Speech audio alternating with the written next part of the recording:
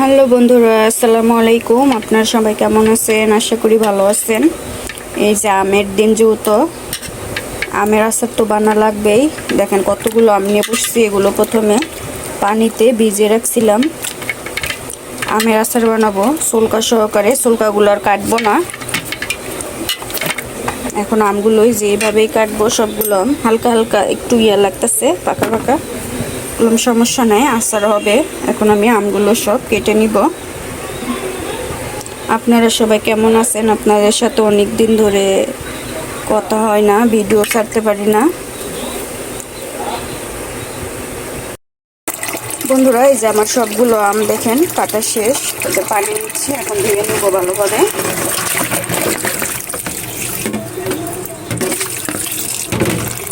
আমগুলো এই যে 4 কলা 2 কলা করে কেটে নিচ্ছি ছোলকা সহকারে। ধুয়ে চাটনির মধ্যে সাইডটা রাখবো পানিগুলো ঝরানোর জন্য।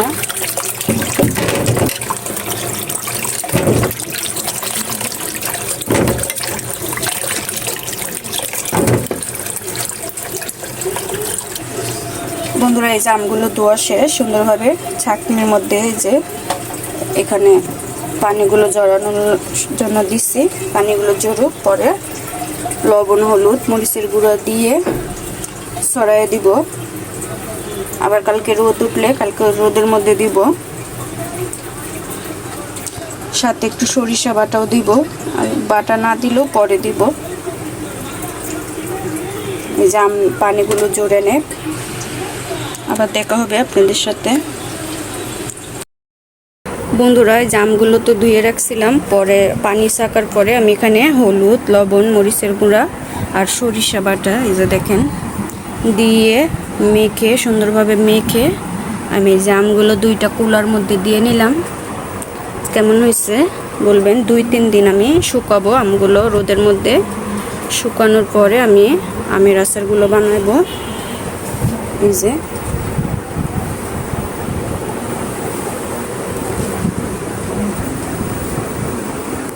পরে দেখা হবে আমগুলো শুকানোর পরে আপনাদের সাথে।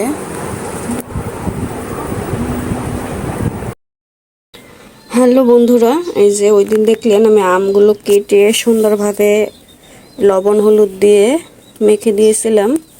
এই যে আমগুলো হালকা পানি টেনে দিচ্ছে। এখন আমি দেখেন 2 কিলো আম ছিল, কতটুকু হয়ে গেছে। এগুলো এখন আমি আচার বানাবো। পানি নাই, দেখেন পানি সুন্দরভাবে টেনে গেছে। বৃষ্টির দিন আর রাখবো না, পরে আবার এই যে ছাতা পড়ে যাবে। আমি এই যে এগুলো এখন আচার বানাবো। এখানে যে রসুন আর শুকনো মরিচ, সরিষার তেল, চিনি এগুলো দিচ্ছি। আর পাঁচফোড়ন আছে। পাঁচফোড়ন তো আজকে দিব না, শুধু আজকে তেলটা দিয়ে রসুনটা দিয়ে জাল দিব। 2 দিন দিব না, একদিনই ভালো করে দিব। এরপরে আমি পাঁচফোড়নগুলো ভালোভাবে ভেজে নিয়ে, এর সাথে শুকনো মরিচ থাকবে, ভেজে নিয়ে গুঁড়া করে পরে দিয়ে দেব। এই যে দেখেন শুকনো আমগুলো।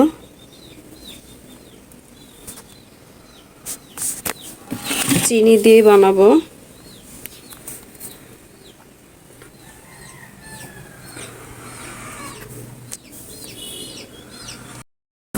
বন্ধুরা, এই যে চুলার পরে আসছি, কড়াইটা বসিয়ে দিচ্ছি।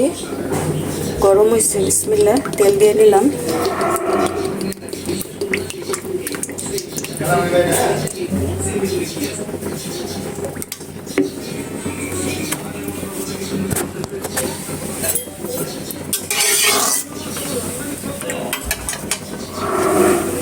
তেল দিয়ে নিলাম।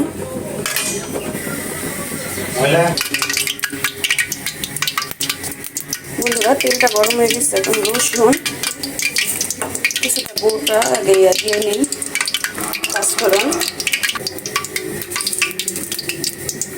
এই যে অল্প কিছুটা পাঁচফোড়ন দিয়ে নিলাম।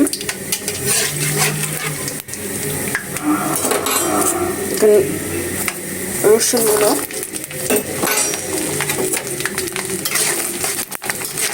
রসুন বেশি দেই নাই, আমি রসুনটা খাওয়া হয় না, এই জন্য অল্প দিলাম।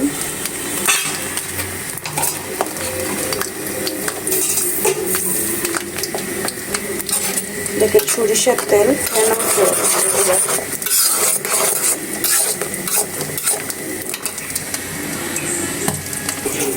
বন্ধুরা। এই যে তেলের মধ্যে আমগুলো দিয়ে নিছি।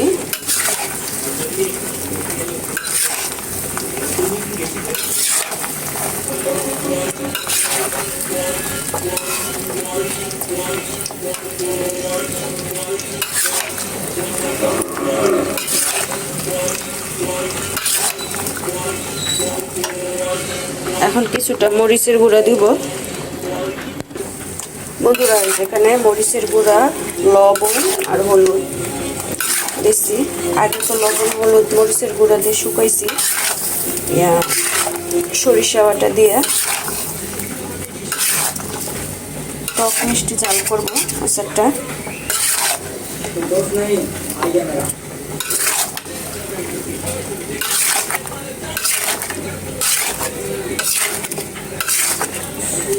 ভালোভাবে লাড়া দিয়ে নেই বন্ধুরা। তেলের সঙ্গে মিশানো শেষ আচারগুলো। এখন এই যে চিনি দিয়ে নিব।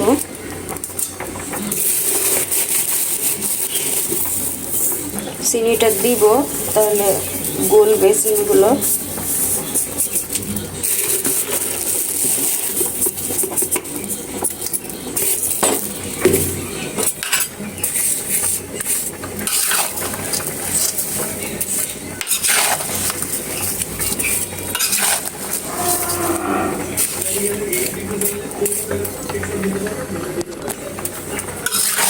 চিনি দিলাম, চিনিগুলো গলা শেষ হোক।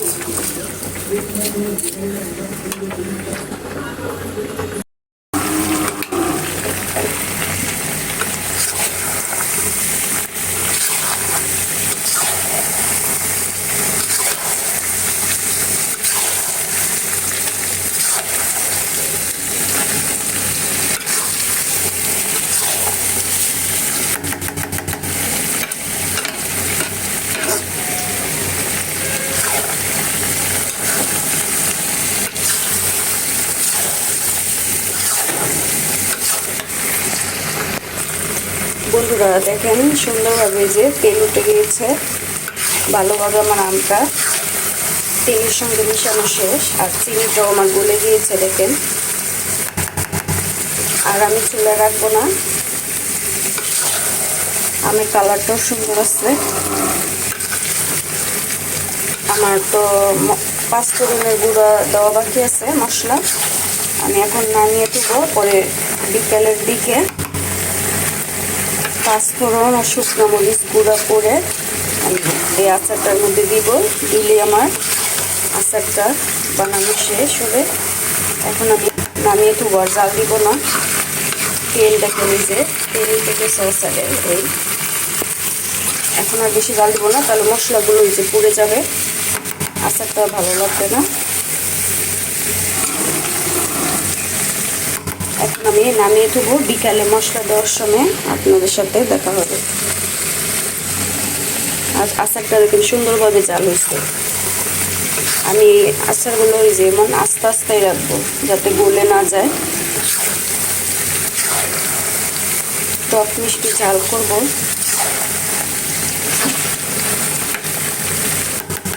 আর আমি জাল দিব না, এখন নামিয়ে দিব। বিকালে দেখা হবে আপনাদের সঙ্গে যখন মশলা মিশাবো তখন। আচারটা বানানো কেমন হচ্ছে আপনারা কমেন্ট করবেন।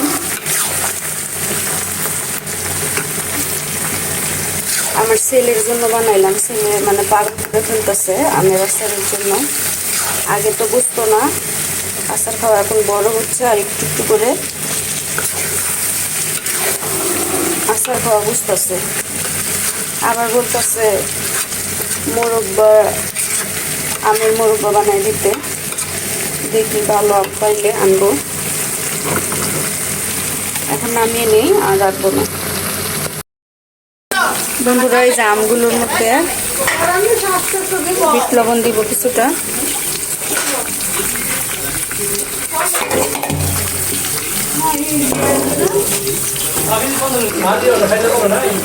আমি কি কেউ খাইছি? বন্ধুরা এই যে পাঁচফোড়ন, শুকনো মরিচ আর পাঁচফোড়ন দিয়ে নেব।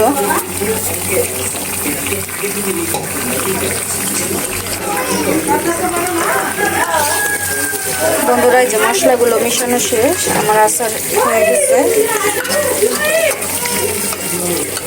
এখন নামিয়ে নিব।